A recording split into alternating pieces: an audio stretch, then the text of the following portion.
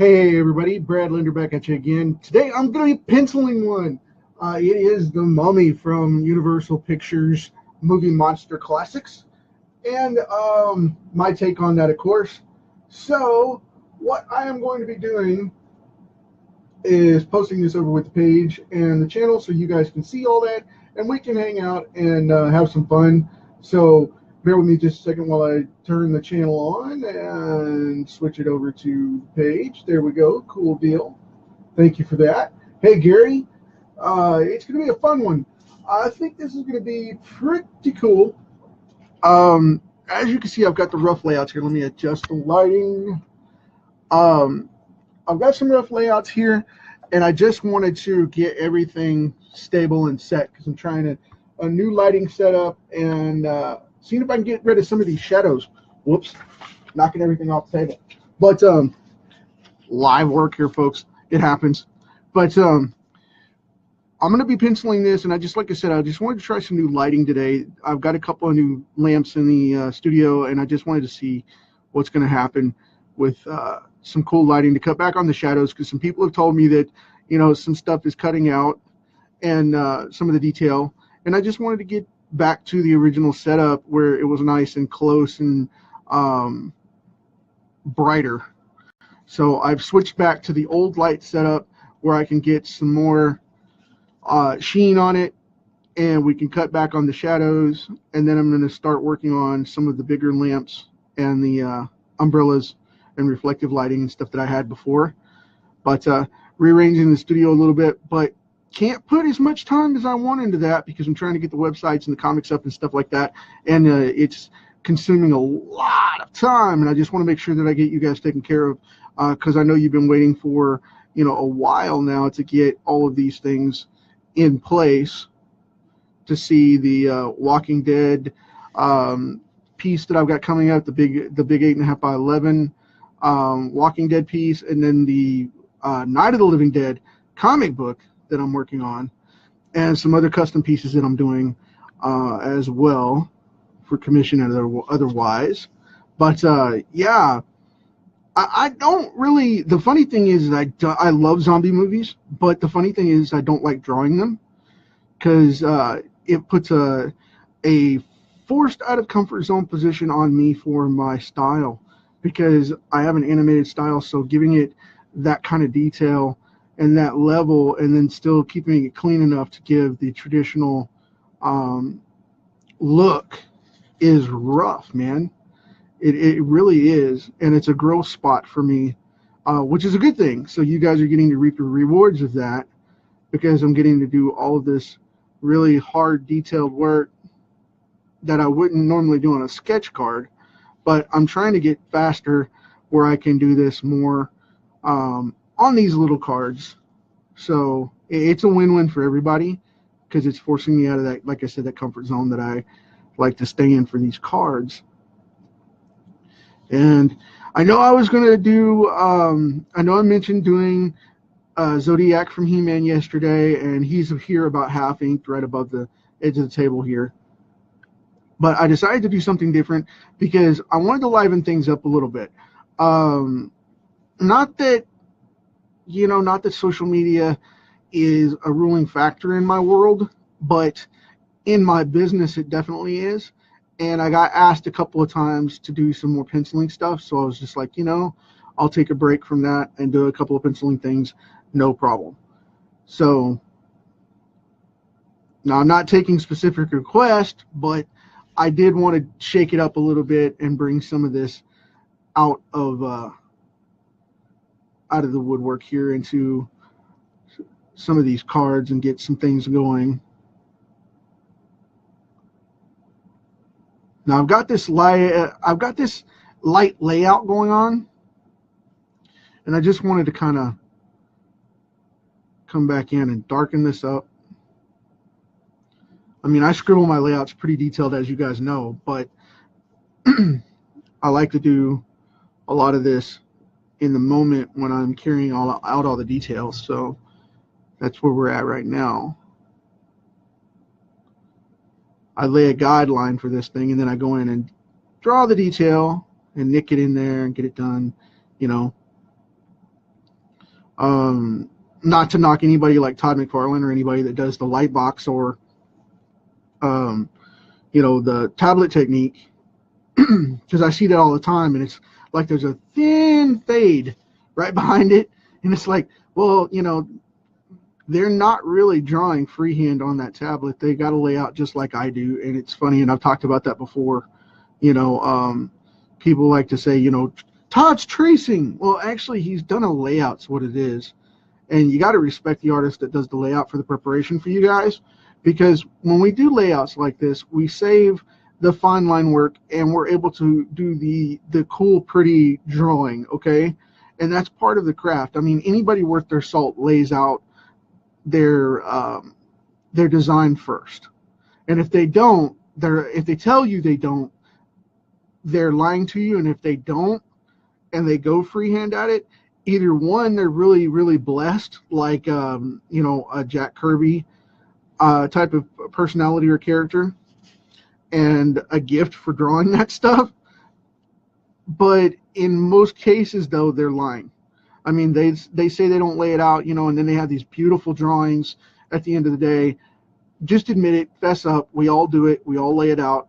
And, if you don't go straight to layout, if you go, straight in there and do the drawing, that's one thing, I've heard people say, well, I don't do layouts. I go straight to drawing. Well, let me tell you something. Let me watch you. Let me watch you, because I guarantee you, if you do, you're going to put in that baseline skeleton underneath, that scribble, and the layout like this, where you draw out the lines, where the eyes go and all that, and you're going to put in the framework first, and then you're going to go back and do it if you're professional. And the reason you'll do that is because it's called a construct. It's a framework. It's called piping in art. And when you do those kind of constructs, we put in the position for posturing, gesturing, and all of that detail work that's got to go in there for this to work for it. And anybody that says otherwise, like I said, they do it habitually and don't realize they still do, or whatever, but they still do it. I mean, Jeff, J. Scott Campbell, if you watch his stuff, he's notorious for going in, and saying, going in bottom line and just saying, well, I'll draw anything from here and here and here. And if you watch him, he'll be the first to tell you, I've got to pop in that framework, and he'll lay out a sketch first. So, that's one of those things. Jim Lee likes to go in and lay out his layout lines and framework first. And, Will Spatasio does that as well. Wills is actually a natural at it. And it's funny to watch him do it, because he likes to go in and lay out from an eye. He'll start from an eye or an ear or wherever he wants to start from, and he can. And he's just got a natural skill set for that. But again, he's got that Jack Kirby kind of thing going on, where he can pretty much draw anything he wants from any position. And that's why he draws so well cold, because he can foresee it in his head as a second habit. But, that's why I do layouts, and that's why Todd does the underlay or underlayer of his work. And it happens. If you see it, don't knock it. It's just because of the fact that he respected you enough to put a design down so that he could not waste your time and give you the cool artwork that you actually wanted to see. And that is why artists tend to do that. So, for me, it's a lot quicker, because I spend about 4 or 5 minutes on my layouts, normally 3 to 5, because of the fact that I don't like to putter around too much. Because if I give myself too much time, I end up over detailing it, and it won't get done for what we need it to get done for, and it'll go crazy. I will go ballistic with it, and it's just like, boom, here's a 3D image instead of, a comic piece or whatever we want to do. And, if I lay these squiggle lines out and these little details and little nicks and stuff, and I limit myself to 3 to 7 minutes, in most cases, I'm absolute max in my practice at 7. I like to do that and lay it out there, because then you guys get this kind of work, and I move through and you get to see the actual image, instead of, me laying out all that detail and piping in a corner of a card, instead of just, fleshing it out and going on in the 20 or 30 minutes that we hang out. So you're welcome. So, hey, everybody, just going to stop and recognize everybody real quick. Johnny, Jim, you made it, buddy. I appreciate that. Noel and Matt, man, it's cool to have you guys on here. I appreciate that. I'm gonna get into this hand here a little bit right after I do this scowling brow right here with these bandages on it. Kind of looks like a like he's going to do cardio in the 80s right now. I got the head wrap going on. I'm gonna go with this one right back here first and finish up this little piece of the bandages right there going on. Now I'm going to go into these knuckles. Now I'm not a realist. I don't have the I shouldn't say I'm not a realist, because that means something different. I'm not a realistic style artist. I don't do realism at all, and I like having the animated look of stuff. I like it looking like a cartoon. I don't want it to look so real that it looks like it's going to reach out and grab you and creep somebody out. But for the most part, I really do like to have everything in place and do the edges like it's supposed to be done for the representation.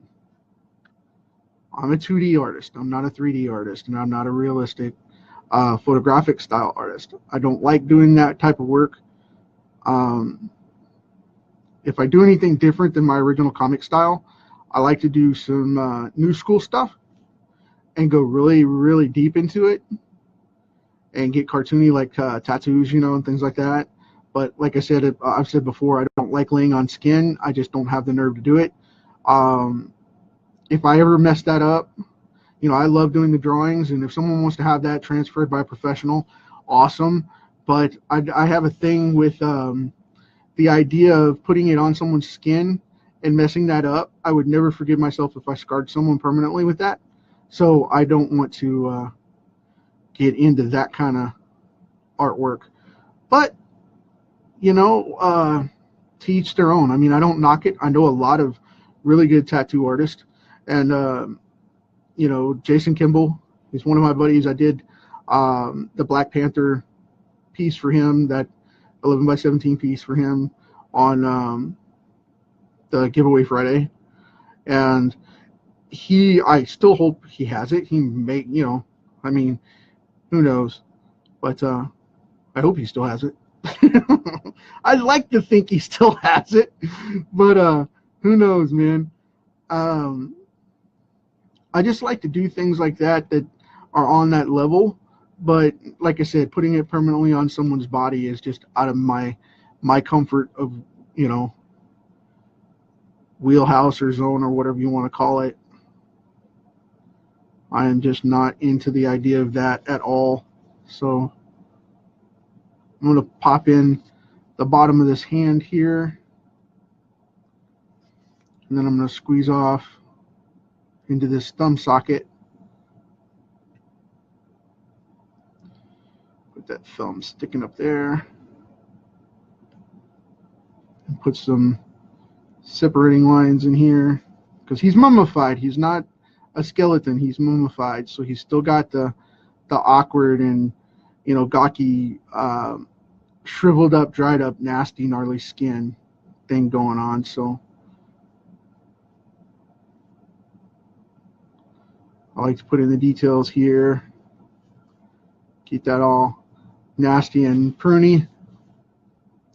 So I'm going to go in right up underneath this webbing here and pop in that line of the bottom of the hand, so you guys can see that ridge of the palm here. We're not going to go all up in there and put in details that aren't going to need to exist in this type of perspective, because of the fact that the lighting is going to be blocking most of that out from the hand being up this high. So, and with it being in a warehouse, I'm going to have him top lit anyway, so it's going to be dim and creepy and whatever you want to call it. So there's that. Now we've got most of his hand in place here. I'm going to go ahead and finish out mapping out this. Now, I normally wouldn't do this in a comic book, just to let you guys know, for the new people watching, I wouldn't do this with a comic book because of the fact that we would go in and we'd just put a little X in there and crop that mark out. I I don't like to fill in black spots just to have to erase them later and do more ink work and labor on them to clean them back up after they're done. So in this case, I will, because it's a sketch card, and I'm going to use a Sharpie on that anyway. Just boom, done deal. So we'll move on to the next. Kind of putting in these scribbles here for the bandages. Got one down here. Don't want to miss it. And then we have the upper arm here. Got some bandage action going down this way to show the wrap of the arm. There we go, cool deal. And I'll come back and detail this a little bit more as I ink it. But for the penciling today, I'm going to keep it a little bit more open so that I don't over detail it and don't overwork it. Because I want his flesh to look detailed and, you know, cobbled out, and leave these bandages kind of open for the frayed look. Because I've got to do some line work on them to make them look a little more like fabric. Now this is coming out. We've got the edge of this hand here, got the back of it right there. That's the webbing between the thumb and the finger. And then we've got the finger coming up right here. And then we've got the back of the thumb right here, which is going to be kind of a 3D nasty hook. So we can see that thumb coming out like that, more like a talon, because it's all withdrawn back and nasty. And then we got the fold of the thumb right there, which is kind of zombie style with the little wrinkles and bubbles and stuff. And then we got the arch of the thumb in the palm. And down here we'll have the bottom again, which this will all go outward to black. This section right here will be the underside of the palm. Going to connect this up, add a little shadow right there, make that pop out a little bit. Now we have the thumb and the finger on the backhand where he's got it all pressed up. Got this shoulder coming in right in here. That's when we have the arm bandages going this way, like that. And then we've got the shoulder wrap going this way. Kind of put in some details there. Put in that piece like it got wrapped over. Put in a couple of lines there. Like I said, I'm leaving this pretty open because I want to show the fraying just a little bit, but I want to come back and do kind of a sponging grid kind of thing where it'll look something like this. I'll take the, let me get a finer line here. That's a 9. I don't want that. Let me go for a 3. Bear with me just a second while I grab my 3. There we go. It'll be fine line like this. It'll just be a little kind of thing like that, like a woven fabric kind of deal. I'll go ahead and put a couple on there.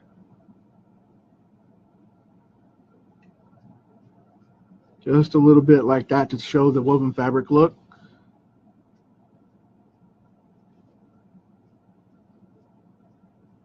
And it'll make it look a little more gritty as we go through. So I wasn't going to do this at first, but I guess I'll go ahead and do that since I was showing the technique. I'll go ahead and do that now.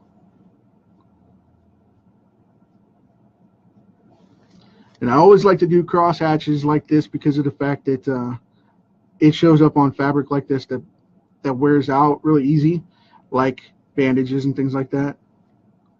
But I'm not one to really go in with a 1,000 of these because of the fact that I don't like the way they look if they get too overworked. You know, you can't cross hatch it to death. I know artists that do that and it works for them with their style, which is awesome, but that's not my way. So trying to curve these enough to make them show up with some action here, make it look like it's moving. There we go, like that. And then right up underneath this edge right here, I'll put in something like that. But I don't like to do, like I said, I don't want to do too much of this because I don't want it to overpower the image. Just sporadically to show the fabric here and there. See, like this one would go just boom, done. Sometimes it just takes one or two little marks.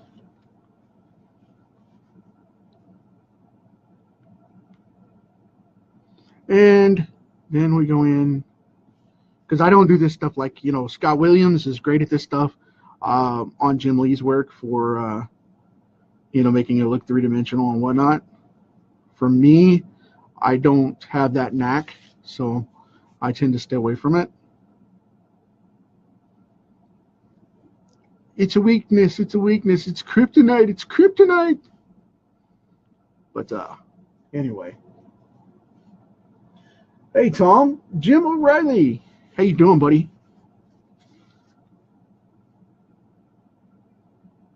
But adding a couple of tweaks here and there is cool, you know, and don't overwork this stuff, because then, like I said, it'll drab it out where you won't be able to get the same kind of look that you're going through the entire picture with.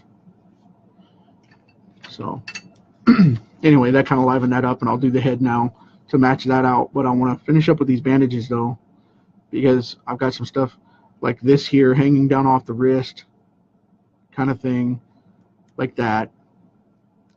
And then we have the gap back here where we'll put in another one, put in a sideline there to show that ridge, show a little bit of the darkness from a shadow right here, pop that in to make it a little 3D like that. And I'll pop in a shadow right here to kind of make it beef up a little bit. And we will have a couple of other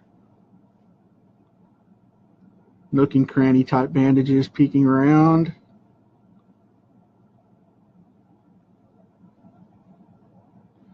Give it a little more character. Kind of peeking through this stuff as it goes around to like the ribs, which would be over in here, right along there.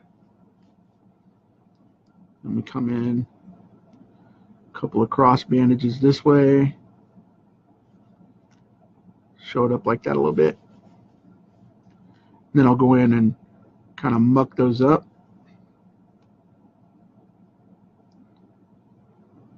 Okay. Now on this one, I'm going to go down and I'm going to do a dangling bandage right there, like that.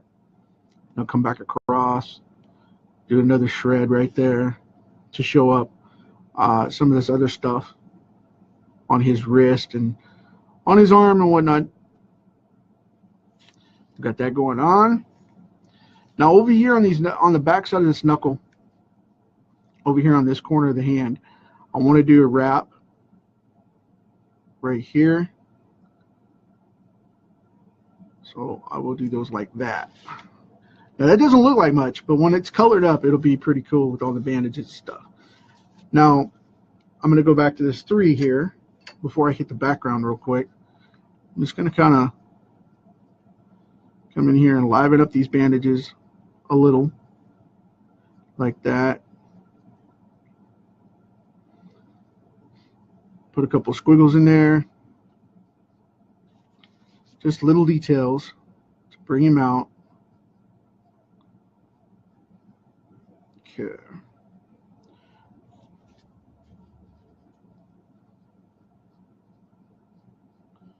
Now the reason I did that right there is because I want that to be like a piece that's stuck in his head. I'm changing that up a little bit to where it goes under the bandages. That's like a wrap underneath. And we'll put in this end right here, like it was laying across the top. You can make ad-libs like that. I just thought that was a really cool little tweak to be made. Now, coming in here, I'm gonna make that one like that. Okay, I'm not going to mess with the rest of that too much because I don't want to take it away. Because this is open for skull right here. And that little mark right there, a little pocket right in there. That's his head, and that's his exposed head there. And now, cool. All right, I'm going to take this 3 and go back here and kind of do these fine lines for his sarcophagus.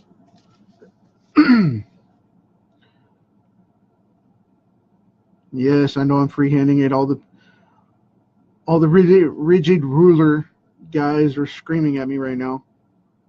I know you guys are cringing. It's not precise. That's one of the pleasures of doing sketch cards, because I don't really have to worry about that right now. And now I'm going to come over here, make that other side for the lid, kind of make it oversized so it sits on it like a lip.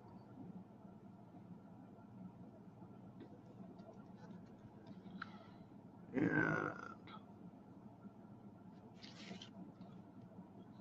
there we go. Cool deal. Now when I ink this, I'll black that out. I'll black out that spot. Black out that spot. Now I'm going to draw in some random box units, some crates, like a museum kind of warehouse type of thing, which this is where these guys always end up. So whenever they come stateside, they always end up in some kind of sarcophagus that ends up in a plane by mistake, and they don't know what it is, and then all of a sudden they open it up and all the business breaks loose, and then everybody's running around and there's screaming involved, and there's whatever. There's running, there's screaming, there's biting, yeah. And that's just the people in the museum. That doesn't even count the mummy yet.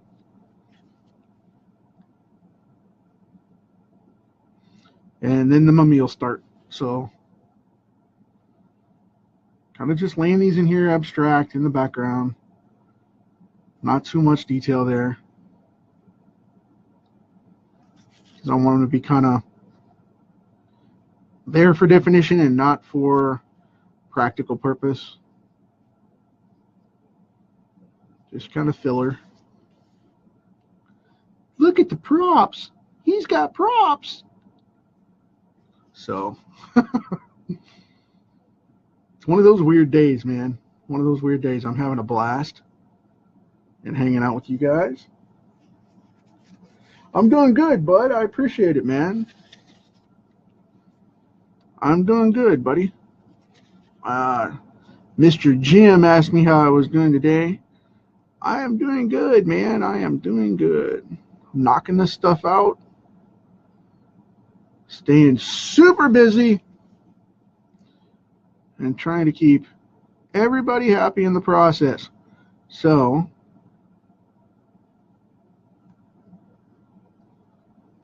got some really cool crates going on in here real quick. To wrap this up. Now, if you do crates and things, do them different sizes, do different sets, do different combinations, and be sure to make the patterns go differently. Don't do the same thing over and over and over. Okay, like this one, watch this. I've got this pattern right here going diagonally. Now I've got this one coming down through here. It's going to be a bigger crate. Right through here. So now we've got that down. We'll come across there. Put a little ridge for the board holding it together. A little bottom line for the board coming in. Now we're going to go into the side here. And back when these old crates were done, about the time of the movie for the mummy, they still hand-built crates. They hand-built crates up into the 50s. So they would use whatever wood was around. So some of this stuff would have, like lines and like nicks in it, eye holes, that kind of thing. Not for people to look through, but they used to call eye holes to me sounds better than knot holes. So I just said knot holes, and, rephrased it with eye holes. It just sounds better. But anyway, let's see. Just try to go a couple of different patterns. And like I've got a lock box up here at the top, a chest box with a handle and a latch on it kind of thing. I got it a little bent up, like it's been jacked for a little bit. That's a technical term. So, jack up that ridge there to make it look like it's got a little wear on it. Then you put this crate in the background. Pretty cool. But there we have the warehouse with the mummy, like the museum, him waking up and scaring the bejesus out of people. And there we go. Hey, David, glad you made it, man. I think this is going to be a pretty cool one. I'm going to shadow on this just a little bit here and there because I want to mark on it just a little